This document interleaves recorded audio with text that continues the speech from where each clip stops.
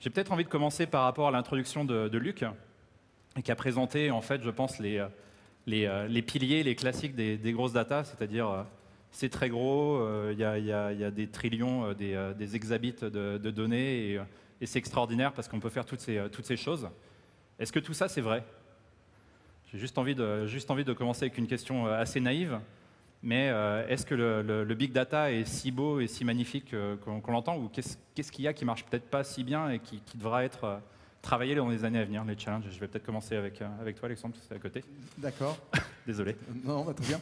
Écoute, le big data, on l'a vu à travers les questions, c'est un sujet très vaste et c'est un sujet qui touche tous les domaines de la vie sociale, la vie économique, puisque maintenant l'informatique n'est plus la limite en technologique, et on le voit avec les entreprises comme Salesforce. La limite n'est pas la technologie, la limite est qu'est-ce qu'on veut faire, quelle est la vision, quel est le business plan, quelle est la value proposition qu'on veut livrer.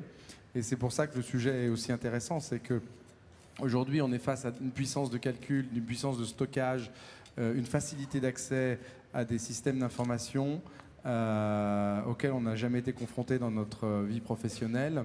Alors le thème de la conférence, vous avez dû le voir avec la grande bannière à l'entrée, c'est l'Internet des clients, qui est très lié au big data, puisqu'en fait les big data sont nés quelque part des log files et de la capacité de tout système informatique à enregistrer tout ce qui se passe, que ça soit où on clique, ce qu'on achète sur un site web et on génère des tonnes de données, qu'on connecte un device comme un jet engine par exemple, un moteur, un réacteur de General Electric génère 4 TB de data par vol. Donc on génère des tonnes de données. Mais ce qu'il ne faut pas oublier, en tout cas nous, notre vision chez Salesforce, c'est que, et notre métier premier c'est d'être le leader du CRM, c'est que derrière chaque jet engine, derrière chaque produit connecté, derrière chaque application mobile qui génère des big data, il y a un client.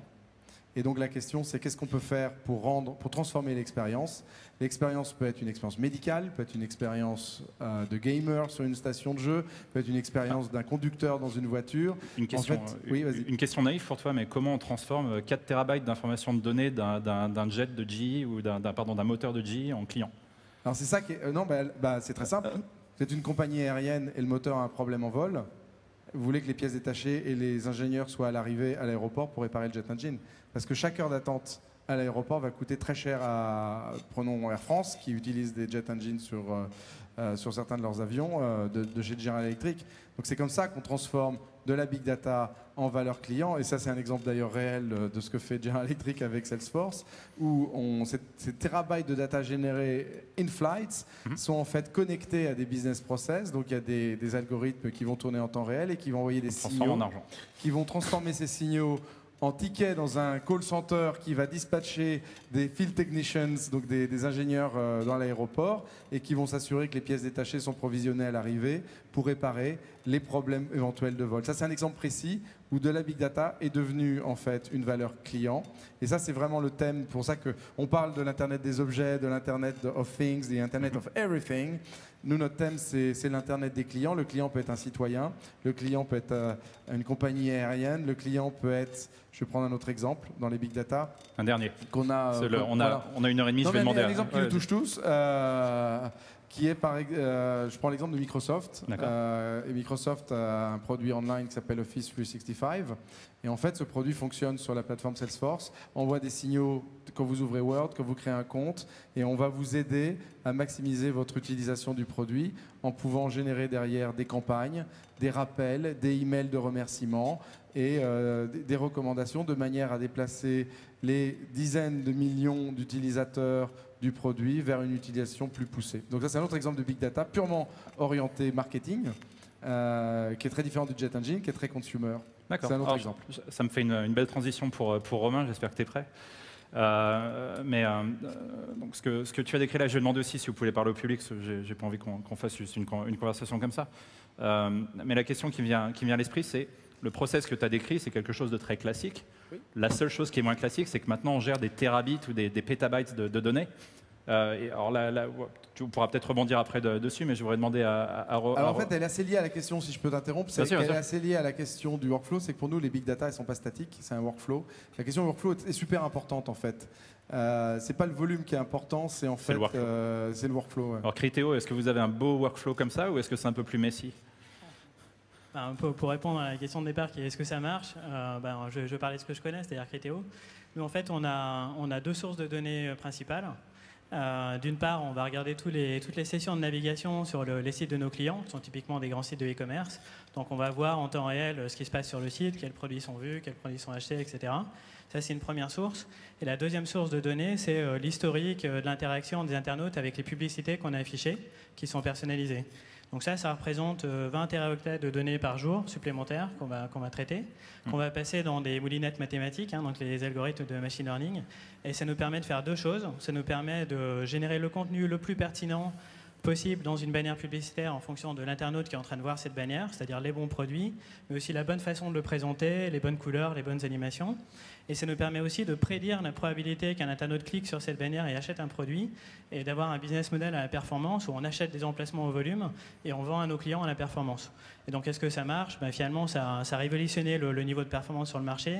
On a eu des taux de clics sur les bannières publicitaires, c'est la probabilité que les gens cliquent dessus et achètent, qui était 5 à 10 fois supérieure à ce qui se passait avant. Donc c'est beaucoup de données et ça a permis de transformer le niveau de performance de l'industrie. Donc je dirais que dans notre cas, ça marche. C'était combien le moteur de données par jour ou non, pardon, je demandais pour le moteur de GE. Alors sur certains moteurs, c'est 4 terabytes. D'accord. On va compter en moteur GE. Donc vous générez 5 moteurs GE par jour de data. Ça, c'est un vol. Et ouais. Combien de moteurs en vol par jour? 2 ou 4, ça dépend, j'imagine des quadriréacteurs en plus. Oui, mais il y a combien d'avions qui ont des moteurs GE qui sont en vol par jour? J'en sais rien, alors là. Donc des milliers. D'accord. Donc vous voyez les quantités de données absorbées par jour pour. Ce qui est intéressant, c'est de voir la donnée ne se vaut pas de la même manière. Je ne sais pas ce que c'est votre chiffre d'affaires par terabyte. Si vous le faites comme ça ou combien c'est, mais est-ce que peut-être c'est une bonne idée là. Je pense que c'est un bon thème. C'est après le pay-per-click, on peut regarder c'est le revenu par terabyte. Je crois qu'il y a longtemps qu'on me l'a dit. D'ailleurs, je pense que maintenant le stockage est quasiment gratuit. Maintenant, on vit à une époque où justement le volume n'est plus le problème. En fait, c'est ça qui est intéressant. Très bien. Je vais aller à l'autre extrême, vu que je veux pas que tu t'ennuies, Florian. Est-ce que on a des très très fins techniciens ici de la data. Il me semble donc on voit que la data c'est assez vague. Il y a de la data qui est très structurée, de la data qui est très déstructurée. J'ai l'impression qu'il y a plus de valeur dans la data structurée que dans la data qui est très fouillée et très déstructurée. Est-ce que c'est vrai? Est-ce qu'il y a de la valeur partout? Comment est-ce que tu fais, toi? Quelle technique casse si j'arrive avec mon sac de tiens, voilà 1 terabyte de data, fais-moi de l'argent? Comment ça marche? Je ne fais pas payer encore au terabyte de data parce qu'il y a beaucoup de questions sur le sujet de prix au terabyte. Donc c'est une très mauvaise manière de pricer parce que chacun a son avis. Très bien. Par contre, ce qui est vrai dans la plupart des projets et des applications qu'on voit et qui sont émergentes, c'est qu'il s'agit pour beaucoup d'entreprises finalement d'aller toucher des données qu'elles n'ont jamais eu l'occasion ou le courage d'aller toucher et souvent d'aller mélanger des données transactionnelles avec des données d'usage. Des données sales, le comportement effectif des internautes sur leur site, des données de leur machine qu'elles croisent avec la performance ou la production effective de ces machines. Et que souvent, du coup, la richesse, elle est liée au croisement de deux sources de données, dont une qu'on n'avait pas le courage de toucher et qu'il faut aller nettoyer, raffiner pour pouvoir l'utiliser et l'intégrer dans un modèle qu'on avait précédemment. Et alors, ce qui change en termes de métier, du coup, c'est que la donnée transactionnelle, parfois, elle tenait dans Excel. Et donc, il y avait un analyste business qui pouvait chaque jour faire son tableau croisé dynamique pour prendre une décision. Et c'est que, du coup, avec ces colonnes supplémentaires ou ce volume supplémentaire, le business analyst ne peut plus prendre sa décision seulement avec Excel. Et qu'en plus, il a peut-être besoin de quelqu'un qui connaît un peu l'algorithme pour intégrer ces données-là. Et donc, du point de vue technique, le frein, c'est comment est-ce que je fais pour prendre cette donnée sale, l'intégrer dans les données et sortir quelque chose d'intelligent dessus. Donc ça veut dire que la donnée est sale par nature. On peut pas la collecte n'a plus d'importance. Est-ce que c'est elle est sale dans la nature dans beaucoup de cas pratiques, parce que c'est dur finalement d'être conscient, d'être complètement parfait quand on collecte de la donnée réelle qui vient de machines, qui vient d'internautes, qui correspond à des systèmes qui changent tout le temps. Un site web, ça change tout le temps, donc rien de savoir que ce que les gens font dessus, c'est compliqué, parce que ça change. Il y a des gens qui ont pris des décisions tout le temps pour le changer. Donc ça bouge. Gaël, toi qui est spécialiste dans les langages, est-ce que c'est plus propre les langages ou est-ce que c'est aussi fouillis? Est-ce qu'il y a Est-ce que si on te donne des extracts de données web ou des emails sur le sujet sur lequel tu as travaillé, est-ce que c'est différent quand on travaille avec des langages, avec des mots, que quand on travaille avec des chiffres, la data? Ou est-ce que c'est pareil? Je crains que ce soit pire. C'est pire parce que les données qui nous intéressent, nous, donc c'est les données textuelles, des données avec des mots, des vrais mots du langage humain, et mettre la langue modéliser, formaliser la langue pour en faire quelque chose. Ça paraît simple, facile. Pourtant on le comprend bien quand on le lit. Voilà, les humains savent faire ça très bien. À partir de l'âge de 2 ou 3 ans, c'est à la portée de n'importe quel humain. Pour mettre ça à la portée d'un ordinateur, ça demande pas mal de travail. Le fond, vraiment, c'est que ces données parmi les données dont on parle là, celles qu'on appelle traditionnellement les données non structurées, en gros, c'est ça. C'est du langage, c'est ce qui n'a pas encore trouvé sa place dans un modèle que l'ordinateur sait comprendre. Donc le langage est non structuré? Le langage est considéré dans le vocabulaire des big data comme de la donnée non structurée, exactement. Et une partie de notre travail, c'est de passer de ça à de la donnée structurée. Donc on utilise des outils différents. Là, j'essaie de comprendre moi-même. Je suis avec vous, j'essaie de suivre. Mais donc, ce que vous êtes en train de dire, c'est qu'il y a les techniques d'attaque, de nettoyage, de filtrage, de mesurer des corrélations sont très différentes si on deal avec de la data que si on deal avec des chiffres, que si on va dealer avec des mots. Et comment ça se passe quand on fait quelque chose avec des vêtements? Hervé? À vrai dire... Combien de terabytes pour un t-shirt? C'est une bonne question. En fait, le t-shirt, on va avoir 200 000 points de mesure par heure. 200 000 points de mesure, et effectivement, ça fait... C'est les soldes, alors ça fait combien? Ça fait 2 gigas. Par heure? Non, par heure. D'accord. Et en fait, simplement pour expliquer notre modèle, on a construit effectivement Citizen Data, qui est une société qui répondait effectivement aux besoins du textile connecté au départ, mais qui s'est adaptée à d'autres environnements. Et aujourd'hui, Citizen Data est une plateforme qui traite le monde des capteurs en général. Les exemples qui ont été donnés par Luc tout à l'heure sont typiquement les exemples qui nous intéressent. Les 4 terabytes, ce sont exactement ceux qui nous intéressent. Et j'étendrai d'ailleurs les exemples qui ont été donnés tout à l'heure à ceux de sujets comme ce qu'on appelle la ville intelligente, la sécurité. Enfin, il y a véritablement des domaines très divers. La sécurité agroalimentaire aussi, la traçabilité. En fait, tout ça, c'est le monde des capteurs qui va générer énormément de données. On voit bien et encore, il y a des acteurs qui ne sont pas autour de la table. Là, il y a quand même les acteurs du monde du transactionnel. Effectivement, côté ils sont ici, hein, j'en suis sûr. Côté Salesforce, vous, effectivement, vous vous intéressez à l'interne du consommateur. Nous, il est vrai, on va s'intéresser au monde et uniquement au monde des capteurs. On pense que c'est un monde particulier et qu'il y a une confusion entre les données effectivement structurées et ce monde des capteurs. On pense que le monde des capteurs va être celui effectivement qui va peut-être pas tout balayer, mais en tout cas qui va déplacer le centre de gravité, ce que sont les big data. Pour mémoire et pour encore parler chiffres, il faut savoir qu'il y a environ 3, 4 milliards, 5 milliards, on ne sait pas exactement d'objets aujourd'hui. Pourquoi on ne sait pas? Parce que la plupart des objets ne sont pas connectés. On sait qu'en 2020, en fait, on ne sait pas grand-chose, puisque les chiffres vont de 25 milliards à 75 milliards. Je ne sais pas si vous imaginez la progression. Ça, c'est simplement en 2020. En 2020, on va avoir une croissance phénoménale des objets connectés. Donc, ce sont des objets qui touchent la vie quotidienne, ce sont des objets qui touchent les infrastructures des villes, des moteurs, de tout et de n'importe quoi. Et donc ça grossit, on va avoir des objets partout qui sont connectés, et par contre, ils produiront de la donnée structurée. Non, totalement. Non, justement, tout le débat est là. En fait, Alexandre, vas-y si tu veux. On va avoir des formats de données effectivement qui sont spécifiques, mais techniquement, on est plutôt dans le monde de la donnée non structurée. Très bien. Et dans les bases de données, effectivement, qui sont dans le monde du non structuré. Romain, combien de terabytes par jour pour la France? J'ai essayé de faire le calcul en faisant le ratio avec les prélèvements obligatoires, c'est-à-dire vos impôts. Je ne sais pas combien de kilo-octets par euro d'impôts, mais... je n'ai pas la réponse, peut-être je ne sais pas si on pourra même l'avoir. Combien d'open data? En fait, ça pose une question assez fondamentale qui est comment est-ce qu'on mesure ce type de changement?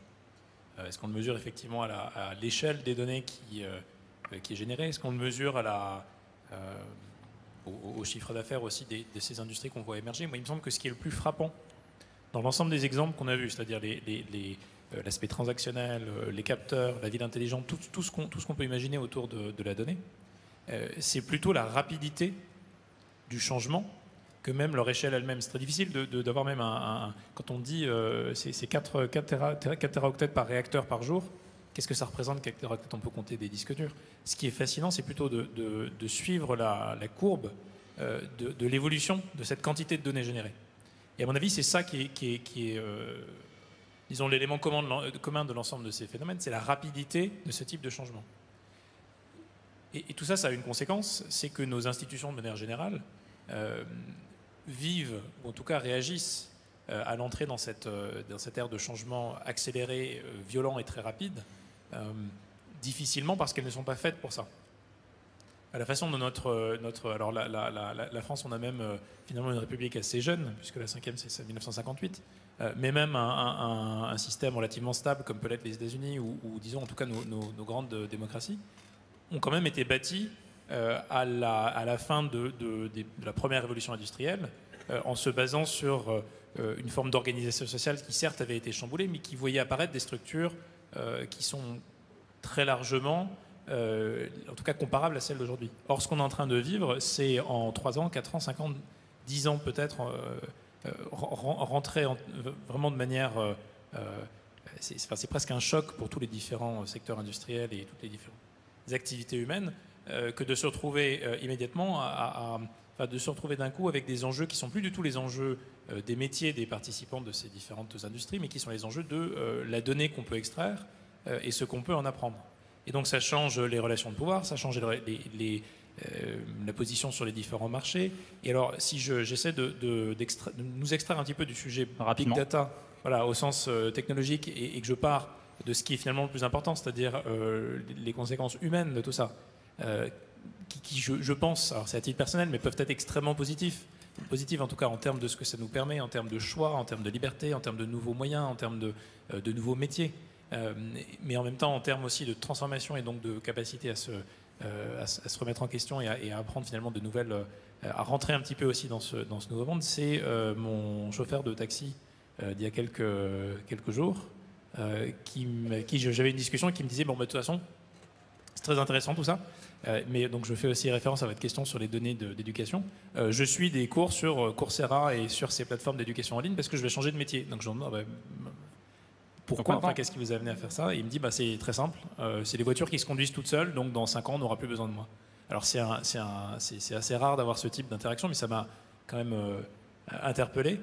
On en est effectivement à ce type de profondeur de révolution. Et donc, en un mot pour conclure, moi, ce qui me paraît important, c'est du point de vue, évidemment, de chacun d'entre nous, du point de vue du citoyen. Donc, on posait la question des règles autour des données, on posait la question de ce qu'on peut en faire, tous ces débats qui sont en fait de nature assez politique au sens de la vie de la cité. Mais du point de vue aussi des institutions, c'est-à-dire que peut faire un État, que peuvent faire les services publics? Justement, je suis désolé, je vais te couper parce que ça fait un peu long, mais essayez d'être rapide dans les réponses. Mais le sujet est vraiment intéressant. Il y a eu, je ne sais plus qui a posé une question ou qui a des questions sur la privacy, sur la vie privée et les grosses data, big data. Est-ce que vous pouvez lever la main? Il y avait le monsieur aussi, mais levez. Attends, on va retester. Est-ce que vous êtes réveillé? Roman voting, est-ce que vous endormez? Ça va ou pas? Alors, on le refaire. Attendez, à 3, je veux que vous me dites, est-ce que je vais plus vite? Est-ce qu'on va plus lentement? Dites-moi donc, est-ce que je voulais que j'aille plus vite? À 3?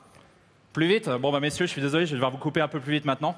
On a fait le tour, hein. C'est le premier tour c'est le tour de chauffe, hein. C'est comme en Formule 1. Mais j'aimerais un peu demander les questions peut-être sur la vie privée. Est-ce que quand on est technicien ou quand on regarde sur l'aspect data, est-ce que c'est quelque chose dont on n'en a absolument rien à faire et on n'a qu'une vision statistique et on se dit, qu'importe, j'ai pas l'aspect vie privée dans mon modèle.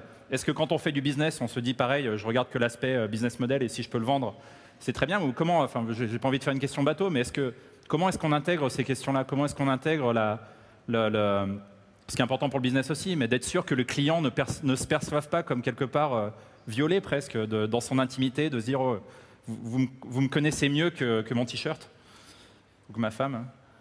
Comment est-ce qu'on fait ça quand on développe ces terra incognita? Donc comment est-ce qu'on... Déjà, il y a différents types de relations contractuelles. Donc, Par exemple, dans le cadre de Salesforce, nous, on est un vendeur B2B. Nos clients sont des entreprises. Donc, notre pacte avec nos clients, c'est que leurs données leur appartiennent pas. Les données que mettent un Microsoft quand ils poussent les données de Office 365 dans le système Salesforce, dans le cloud Salesforce, les données de GE quand elles sont chez Salesforce, elles appartiennent à Microsoft, elles appartiennent à GE, elles n'appartiennent pas à Salesforce. Ce qui est très différent des clouds B2C. Ouais. Quand vous mettez une photo dans Twitter, une photo dans Facebook, elle appartient à Facebook. Criteo, est-ce que la donnée, elle m'appartient ou elle vous appartient? La donnée qui appartient à nos clients, quand c'est la donnée qu'on récolte sur leur site et on l'utilise que pour eux. En fait, je pense que la clé pour nous, c'est d'une part la transparence, c'est expliquer ce qu'on fait avec les données et ce qu'on ne fait pas. C'est pour ça qu'on a une privacy policy qui explique tout ça. Et c'est aussi le choix qui est laissé aux internautes de ne pas avoir de ciblage publicitaire ou d'en avoir. En fait, on considère globalement que ce qu'on fait, c'est un service rendu aux internautes. Et d'ailleurs, la meilleure preuve, c'est qu'avec les publicités ciblées, les taux clics sont bien supérieurs, donc il y a un niveau d'intérêt qui est beaucoup plus élevé. Mais en même temps, on reconnaît le fait que pour certains, il faut donner la possibilité de ne pas avoir de tracking. Et donc, on a mis ça en place depuis 2009. En fait, on a été les premiers dans l'industrie à donner la possibilité sur chaque bannière de se désinscrire et ne plus avoir de publicité ciblée. Donc, c'est ça, c'est transparent, c'est choix.